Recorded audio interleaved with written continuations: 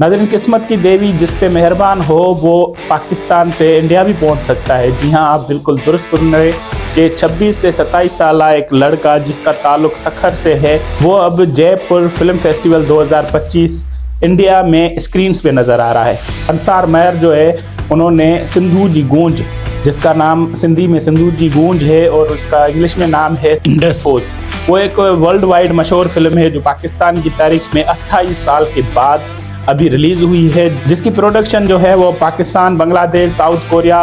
और दीगर मुल्कों ने की है और इसके प्रोड्यूसर शमून अब्बासी और दीगर है।